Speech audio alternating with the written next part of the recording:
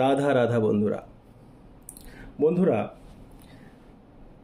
গত 4-5 দিন ধরে আপনারা দেখবেন যে প্রেমানন্দজি মহারাজকে নিয়ে খুব চর্চা চলছে।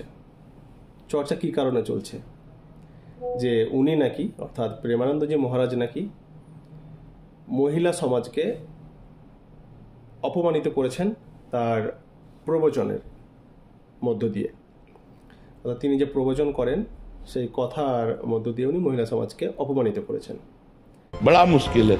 100 में कोई 2-4 कन्याएं ऐसी होंगी जो अपना पवित्र जीवन रखकर किसी पुरुष को समर्पित होती होंगी। कैसे वो सच्ची बहू बनेगी? जो 4 लड़कों से मिल चुकी वो सच्ची बहू बनेगी? তো আপনারা বুঝতেই পাচ্ছেন ভারতবর্ষ, এখানে সবার নিজের নিজের বক্তব্য কথা রাখার অধিকার আছে। তো সো কল্ড কিছু সমাজসেবী মহিলা পুরুষ, কিছু মহিলা আর কিছু পুরুষ এখন ওনার পিছনে পড়েছেন।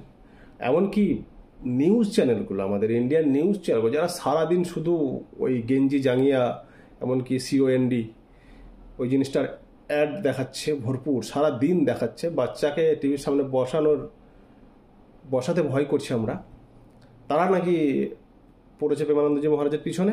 এবং কপি পেস্ট কিছুটা ক্লিপ ওনার ভিডিওর ফুল ভিডিও নয়, নিয়ে কপি পেস্ট করে সেটাকেই চালাচ্ছে।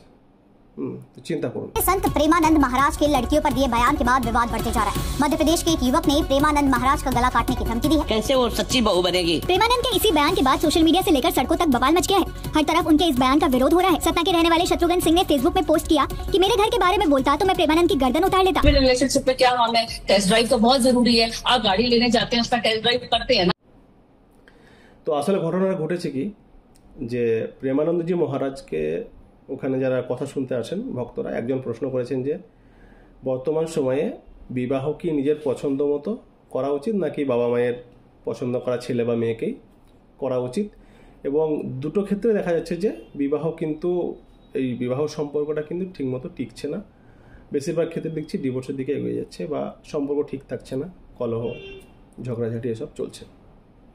তো এই প্রশ্নের অ্যান্সারে উত্তরে প্রেমানন্দজি মহারাজ বলেছিলেন যে থাকবে কি করে, বর্তমান সময়ে তো ছেলে এবং মেয়ে দুজনেরাই, একটা ছেলে হয়তো 5-6 জনের সাথে প্রেম করছে, শারীরিক সম্পর্ক পর্যন্ত পৌঁছে যাচ্ছে।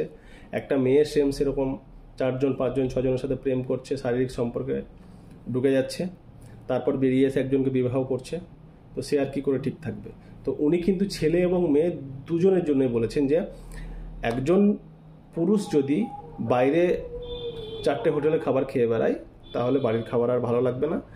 সেরকম একজন মহিলাও যদি 4-5টা হোটেলে খাবার খেয়ে বেড়ায় তাহলে বাড়ির খাবার আর ভালো লাগবে না। তো উনি আমাদের ভারতবর্ষের গোটা সমাজকে বলেছেন, নারী পুরুষ নির্বিশেষে সবার জন্যই বলেছেন কথাটা। কিন্তু মিডিয়াতে কি চালানো হচ্ছে, যে মিডিয়াতে ওই যে শুধু নারীদের উদ্দেশ্যে যিনি যে ক্লিপটা বলছেন সেটাকেই নিয়ে বারবার চালানো হচ্ছে।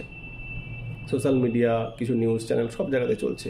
কিন্তু একটা কথা মনে রাখবেন বন্ধুরা, প্রেমানন্দজি মহারাজ কিন্তু আসলে সত্যিই উনি আমাদের যুব সমাজকে বাঁচাতে পারেন। আর আমাদের যুব সমাজ যদি ওনার কথা শুনে মেনে চলে তাহলে কিন্তু সেটা আমাদের ক্ষেত্রে খুব ভালো হতে পারে।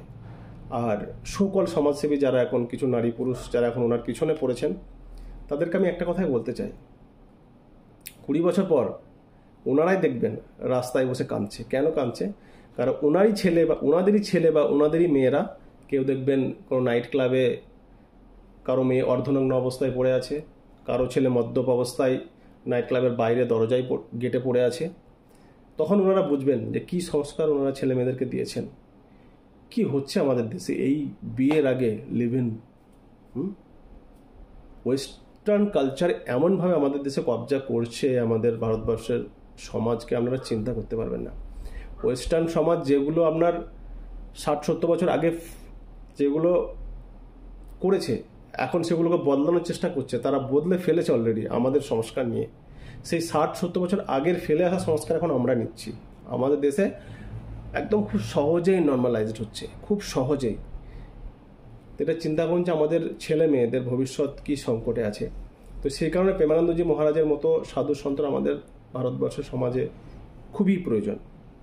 কিন্তু ওই যে কিছু মানুষের তো ভালো লাগবে না, চোরের তো আর পুলিশের প্রবচন ভালো লাগবে না? হ্যাঁ, লাগবে কি? সেরকম সেম।